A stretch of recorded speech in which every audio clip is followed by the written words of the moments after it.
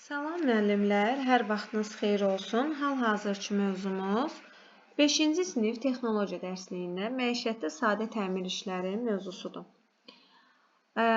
Gəlin görək məişət mədəniyyəti deyəndə nə başa düşürük? Məişət mədəniyyəti deyəndə evin təmiz saxlanması, səliqəli saxlanması, ev təsərrüfatının idarə edilməsi, ailə büdcəsinin bölünməsi, ailə üzvlərinin bir-birinə hörmətlə yanaşması deməkdir məişət mədəniyyəti.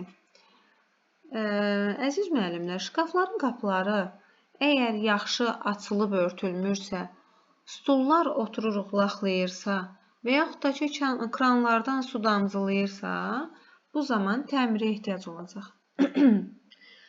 Mebelin hissələrini birləşdirmək üçün, baxın, mebeldən söhbət gedir. Mebelin hissələrini birləşdirmək üçün xüsusi furniturlardan istifadə edilir. Mebelin qurulmasında istifadə olunan məmulatlar mebel furniturları adlanır.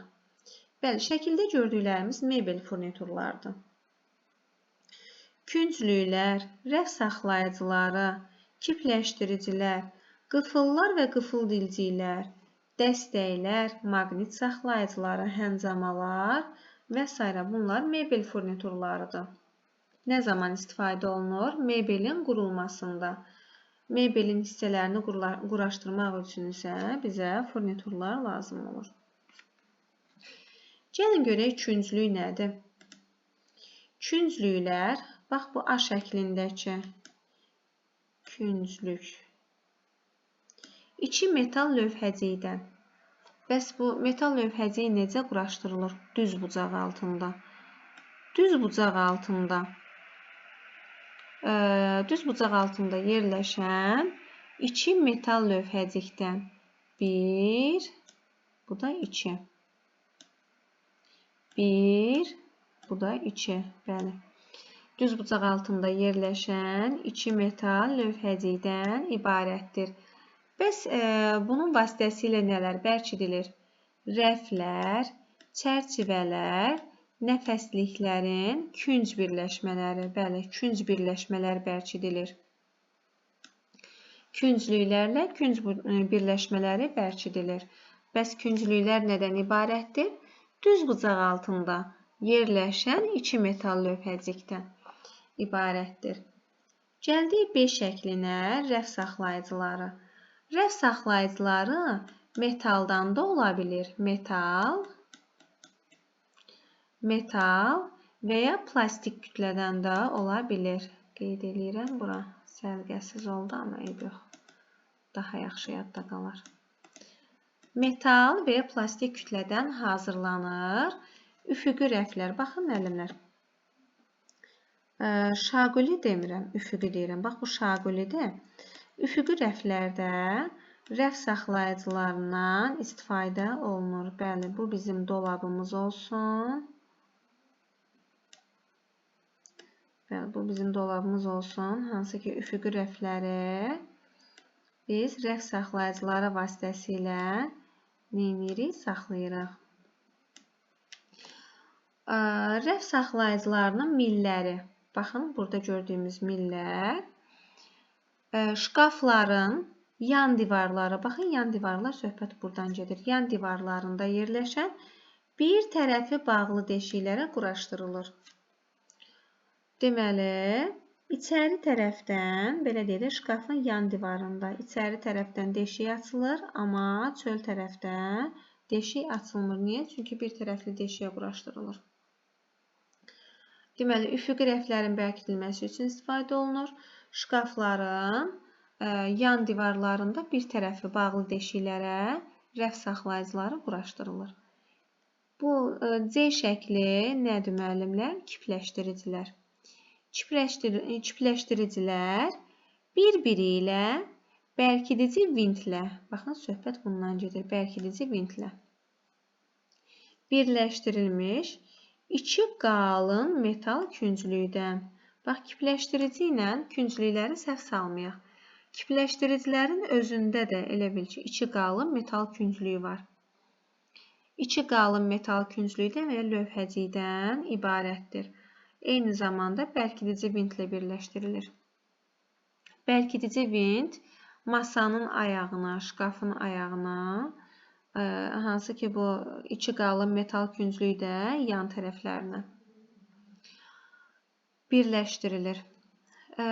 Deməli, bir də fikrimizi ümumiləşdirək. Kipləşdiricilər bir-biri ilə bərkidici vintlə birləşdirilmiş içi qalın metal künclük və lövhəcikdən ibarətdir.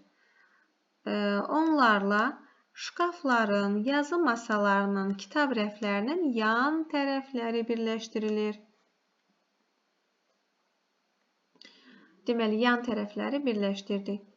Gəldik C-D şəklinə. Qıfıl və qıfıl dilciklər və qıfıllar. Bu zaman şkafların, masaların, tumbaların qapılarını bağlamaq üçün nəzərdə tutulur.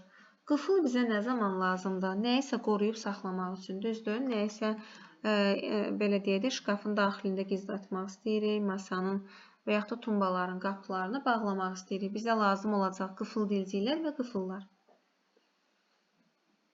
Dəstəklər. E şəklində gördüyümüz dəstəklərdir. Dəstəklər metaldan ola bilir, taxtadan ola bilir, nazik plastik kütlədən ola bilir. Bəs dəstəklər nə üçündür?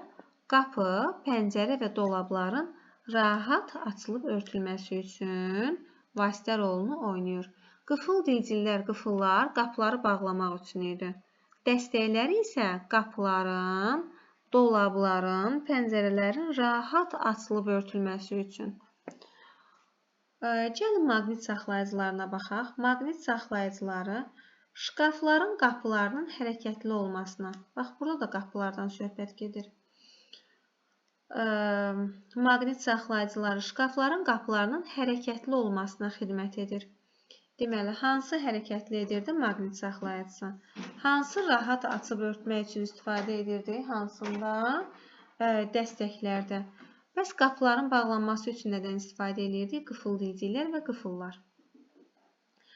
Deməli, maqnit saxlayıcıları maqnitli qəlibdən və metal lövhəcikdən ibarətdir. Maqnitli qəlib və bir də metal lövhəcikdən. Bəs nəyə xidmət edir? Şkafların qapılarının hərəkətli olmasına. Həncamalar bəs nə üçündür? Həncamalar, baxın şəkildə görün. Bax, bu Ə şəklindəki maqnit saxlayıcıları idi. Maqnitdən bir də lövhəcikdən ibarət oldu. F şəklindəki isə həncamadır. Həncamaların köməyi ilə şkaf, yazı masası və dolabların qapıları bərkidilir. Nəyə? Çərçivəyə. Ya çərçivəyə, ya belə deyək də, şkafın qapısı şkafa. Deməli, qapıları bərkitmək üçün həncamalardan istifadə edirik. Künclüklər, qıfıl dilciklər, həncamalar və s. mebelə oduncaq üçün şurupların köməyi ilə bərkidilir. Bəli, şurupların köməyi ilə künclüklər, qıfıl dilciklər, həncamalar. Şurupların köməyi ilə bərkidilir. Bir də deyirəm, bax, söhbət gedir künclüklərdən, qıfıl dilciklərdən, bir də həncamalar. Şurupların köməyi ilə bərkidilir. Eyni zamanda kipləşdiricilərdə maqnit saxlayıcının lövhəcikləri də, belə deyək, şuruplarla bərkidilir. Burada və s. yazdığından, yəni digərləri də daxildir.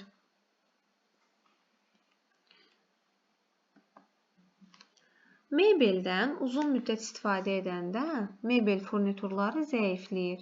Bəs belə olan halda biz nə edirik? Əgər mebel furniturları zəifləyibsə, köhnə şurupları çıxarırıq və onu köhnənin əvəzinə ölçüsü daha böyük olan yeni şurupla əvəz edirik. Ölçüsü böyük olan köhnə şurupu çıxarırıq, ölçüsü böyük olandan əvəz edirik. Əgər əlimizin altında yeni şurup yoxdursa, daha böyük ölçüdə şurup yoxdursa, onda biz nə edirik? Deşiklərə yapışqan sürtülmüş taxta milciklər. Baxın, yapışqan sürtülmüş taxta milcikləri, yəni mantarlar salırıq və onu köhnə şuruplarla bərkidirik. Daha sonra gəldik növbəti maqnit saxlayıcısının quraşdırılma ardıcıllığına. Əvvəlcə saxlayıcının lövhəciyi və qəlibin yeri müəyyən edilir. Deməli, birinci addımımız nə oldu? Yerlərini müəyyən etdik. İkinci addım, lövhəci ilə qəlib üst-üstə düşməlidir. Daha sonra, bərkidici şurupları üçün deşiklərin mərkəzi, bərkidici şuruplar nədə idi? Lövhəci idi. Bərkidici şuruplar üçün deşiklərin mərkəzi biz ilə qeyd edilir. Baxın burada. Lövhəcidə şurupları olur. Onu biz neyinirik? Yerini bizlə qeyd edirik. Şurupları axıra qədər vurmadan bərkidirik. Səbəb nədir? Baxırıq ki, görək qəlib lövhəciyin qarşısına dəqiq yerləşdirilibmi, yoxsa yox.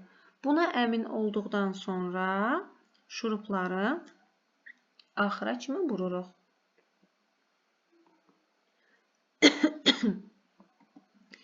Belə müəllimlər, mövzumuz bu qədər. Bəli,